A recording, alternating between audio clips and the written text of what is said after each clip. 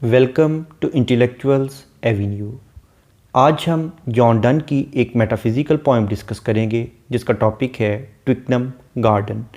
ट्विकनम south west London में एक area है जहाँ एक गार्डन है जो कि उसी एरिया के नाम से मौसूम किया जाता है, जिसका नाम है ट्विकनम गार्डन। पोइट ने वहीं बैठकर ये पोएम के बारे में सोचा। जॉन डन उस वक़्त लूसी नाम की एक लड़की की मोहब्बत में गिरफ़्तार थे जिन्होंने इसकी मोहब्बत को रिजेक्ट कर दिया, तो इसके गम में उन्होंने ये पोएम लिखी है।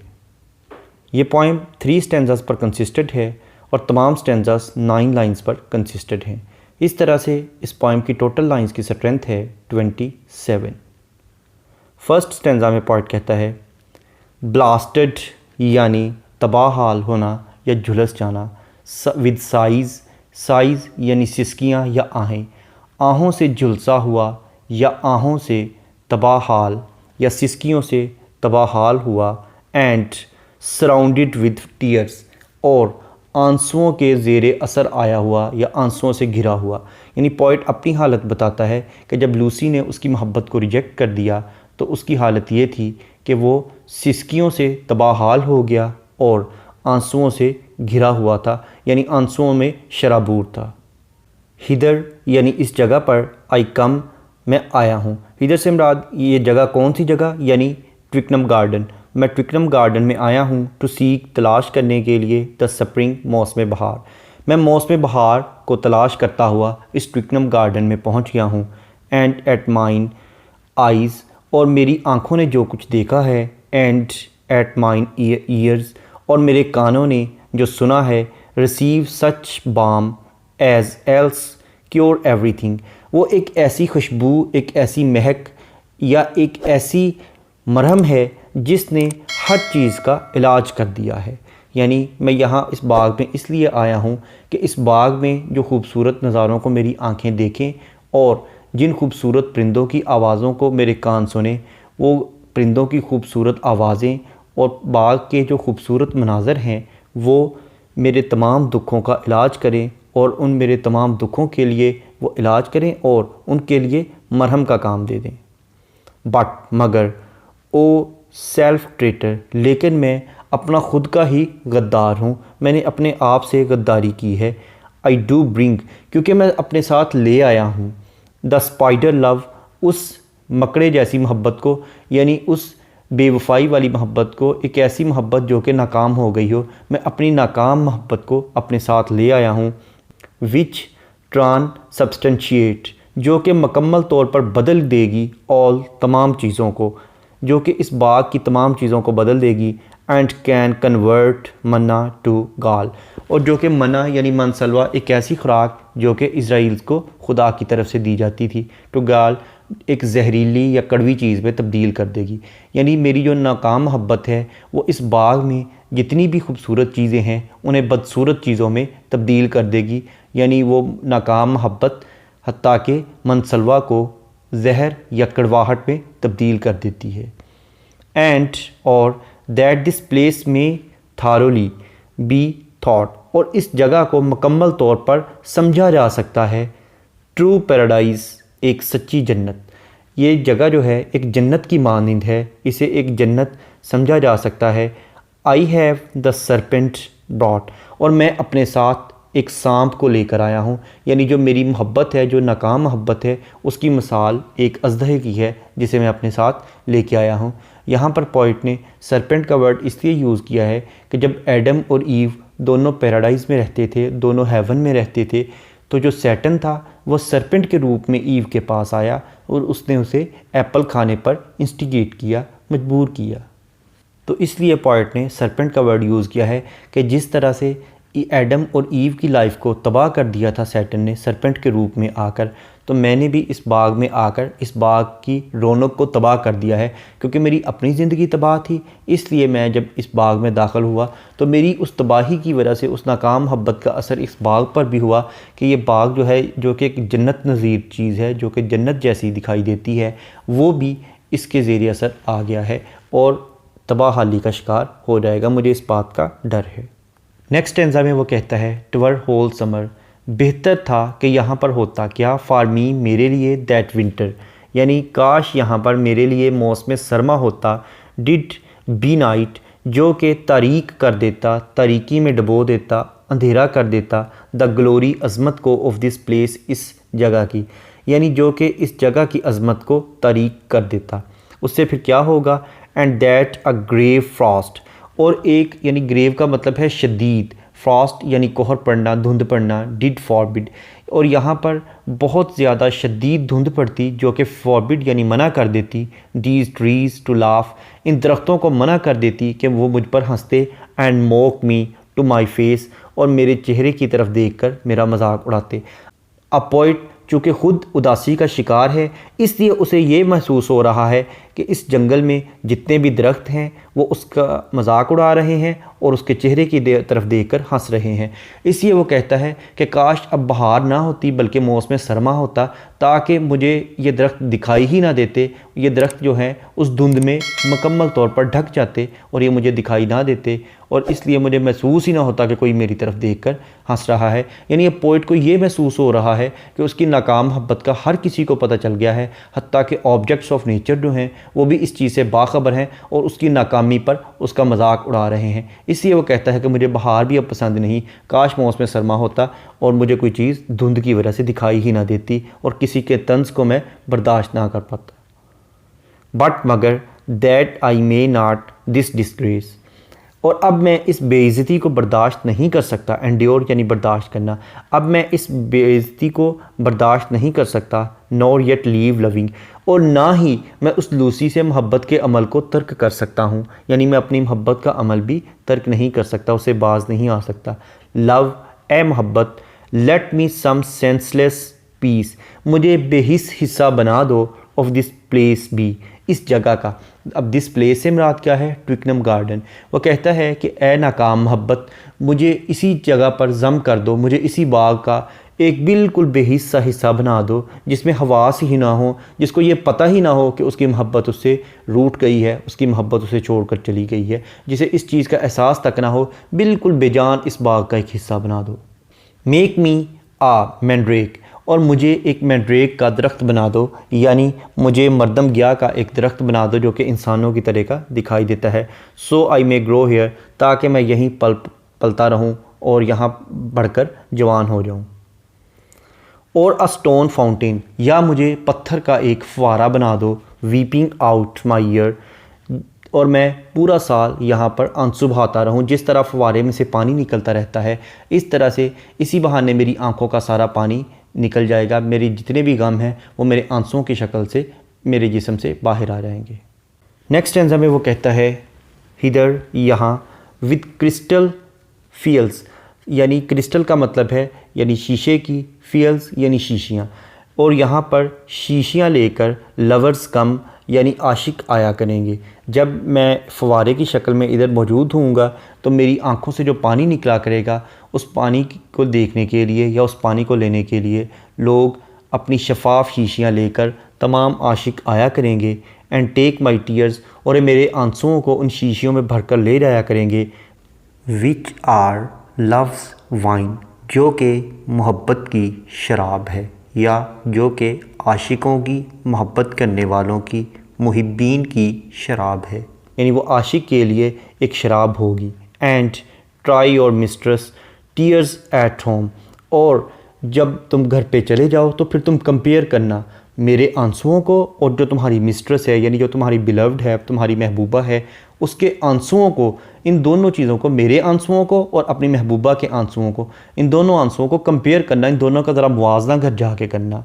फ़ार ऑल आर फॉल्स, क्योंकि वो आंसू झूठे हैं, उन ख़वातीन के जो तुम्हारी महबूबाएँ हैं उनके आंसू झूठे हैं। That taste not just like mine, उन आंसुओं का जायका मेरे आंसुओं जैसा नहीं है, क्योंकि उनकी मोहब्बत में एक रियाकारी है जबकि मेरी मोहब्बत सच्ची है और मेरा दर्द जो है वो सच्चा है, इसलिए मेरे आंसुओं का जायका उनके आंसुओं जैसा नहीं होगा, दोनों में फ़र्क होगा। अलास, अफसोस, hearts do not in I shine, यानी जो दिल की हालत है वो आँखों की चमक में नमूदार नहीं होती, यानी हम किसी की आँखों की चमक को देखकर उसके दिल का अंदाज़ा नहीं लगा सकते। यानी यहाँ पॉइंट हिपोक्रेसी का और मुनाफिकत का जिक्र करता है कि तुम्हारी जो महबूबाएँ हैं वो दिल से तुम्हें मोहब्बत नहीं करती, तुम सिर्फ़ उनकी आँखों की चमक और उनकी आँखों में जो तुम्हें मोहब्बत नज़र आती है उसी को देखकर उनके इश्क में गिरफ़्तार हो जाते हो और उसके बहकावे या धोखे में आ जाते हो, जबकि वो तुम्हें दिल से मोहब्बत नहीं करती। यानी लोगों के दिलों के हाल उनकी आँखों की चमक से नहीं नापे जा सकते। नॉर और ना ही कैन यू मोर जज, तुम अंदाज़ा लगा सकते हो वुमेंस थॉट, औरतों की सोचों का, बाय टीयर्स, उनके आंसुओं से, और ना ही तुम ख़वातीन के आंसुओं से उनकी सोच का अंदाज़ा लगा सकते हो।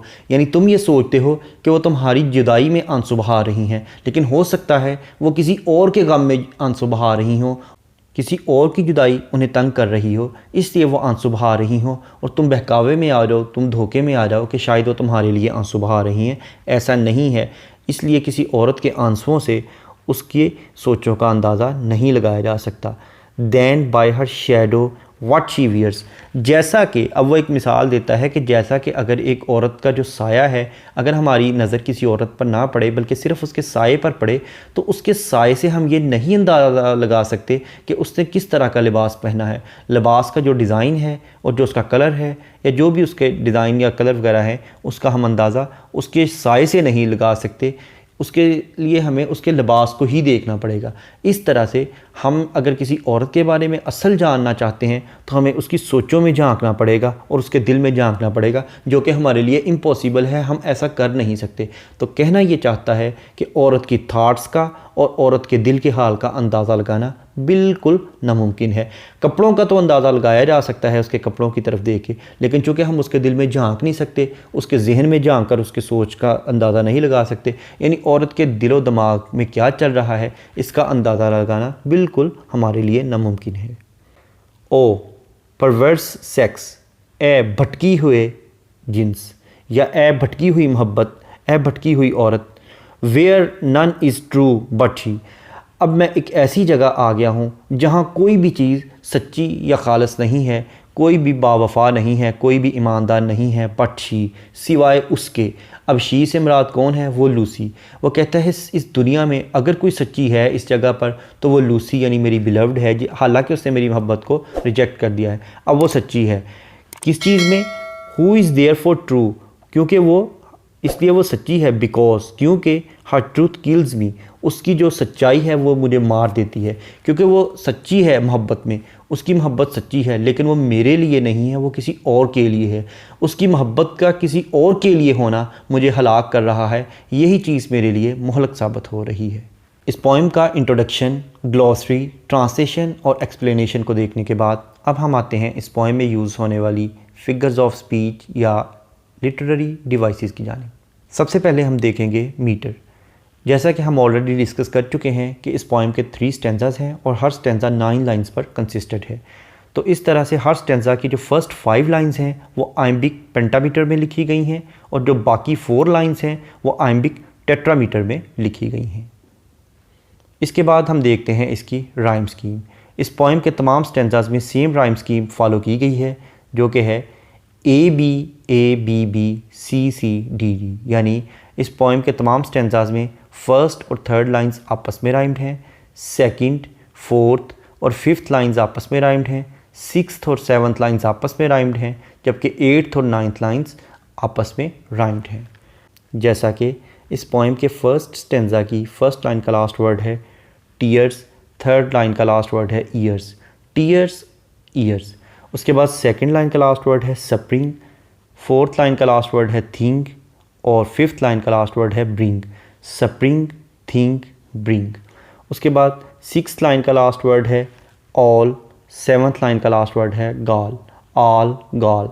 उसके बाद एट्थ लाइन का लास्ट वर्ड है थॉट और नाइन्थ लाइन का लास्ट वर्ड है ब्रॉड, थॉट, ब्रॉड। इसी तरह से सेकंड स्टेंजा को अगर हम देखें तो डिड, फॉरबिड, इसी तरह से place, face, disgrace, me, be, here, year. Next stanza में come, home, wine, mine, shine. इसी तरह से टीयर्स, वियर्स, शी, मी। ये थी इस पोइम की राइम स्कीम, जो कि है ABB CCDD। नेक्स्ट है एलिट्रेशन। एलिट्रेशन का मतलब है beginning of two or more than two words in the same line with the same letter or sound, यानी एक ही लाइन में दो या दो से ज़्यादा अल्फाज का एक ही हरफ या एक ही आवाज़ से शुरू होना। जैसा कि लाइन नंबर 1 में साइज, सराउंडेड, ये दोनों वर्ड्स एस लेटर से स्टार्ट हो रहे हैं। उसके बाद लाइन नंबर 2 में सीक, स्प्रिंग, लाइन नंबर 5 में बट, ब्रिंग, लाइन नंबर 7 में कैन, कन्वर्ट, लाइन नंबर 8 में दैट, दिस, लाइन नंबर 8 में again thoroughly, thought, line number 12 में फ्रॉस्ट, फॉरबिड, लाइन नंबर 13 में mock, me, my, line number 15 में leave, loving, love, let, line number 16 में some, senseless, line number 16 में again peace, place, line number 17 में make, me, mandrake, may, line number 19 में crystal, कम, line number 20 में take, tears, line number 21 में try, tears, line number 25 में shadow, she, line number 27 में true, truth. Next है consonants. Consonants का मतलब है repetition of same letter in the middle और एंडिंग ऑफ वर्ड्स, यानी अल्फाज के दरमियान या एंड पर सेम कॉन्सोनेंट लेटर्स का इस्तेमाल। जैसा कि लाइन नंबर 1 में ब्लास्टेड और सराउंडेड दोनों वर्ड्स डी लेटर पर एंड हो रहे हैं। इसी तरह से लाइन नंबर 1 में again size, tears, line number 3 में आइज़, ईयर्स, लाइन नंबर 9 में सरपेंट, ब्रॉड, लाइन नंबर 10 में whole summer, winter, line number 12 में एंड, फॉरबिड, लाइन नंबर 12 में दैट, फ्रॉस्ट, लाइन नंबर 14 में but that not, line number 15 में again yet, let, line number 19 में feels, lovers, line number 22 में that, just. Next है assonance. Assonance का मतलब है use of same vowel in the two words, यानी दो अल्फाज में एक ही वावल साउंड का इस्तेमाल करना। जैसा कि लाइन नंबर 3 में आइज़, ईयर्स, दोनों वर्ड्स ई लेटर से स्टार्ट हो रहे हैं। उसके बाद लाइन नंबर 3 में एंड, एट, लाइन नंबर 4 में एल्स, एवरी, लाइन नंबर 22 में लाइक, माइंड। नेक्स्ट है एनाफोरा। एनाफोरा का मतलब है beginning of two or more than two lines with the same word, यानी दो या दो से ज़्यादा लाइनों का एक ही लफ्ज़ से शुरू होना। जैसा कि लाइन नंबर 7 और 8 एंड से स्टार्ट हो रही हैं। उसके बाद लाइन नंबर 20 और 21 एंड से स्टार्ट हो रही हैं। नेक्स्ट है एंजम्मेंट। एंजम्मेंट का मतलब है कि अगर हमें एक लाइन को पढ़ने के बाद उसकी प्रॉपर अंडरस्टैंडिंग ना डेवलप हो, बल्कि उसके लिए नेक्स्ट लाइन की सपोर्ट की ज़रूरत हो, तो ऐसी लाइन को हम रन ऑन लाइन कहते हैं और इस टेक्निक को एंजम्मेंट कहते हैं। इसके बरक्स अगर एक लाइन को पढ़ने के बाद हमें उसकी प्रॉपर अंडरस्टैंडिंग डेवलप हो जाए तो उसे हम एंड स्टॉप लाइन कहते हैं। अब हम आते हैं एंजम्मेंट की जानिब। इस पोइम की लाइन नंबर 5 एक रन ऑन लाइन है जिसमें वो कहता है but O self traitor I do bring, लेकिन मैं तो अपना गद्दार हूँ क्योंकि मैं लेके आया हूँ क्या चीज़, द स्पाइडर लव, एक नाकाम मोहब्बत, विच ट्रांसबस्टेंशिएट ऑल, जो कि हर चीज़ को तब्दील कर देती है।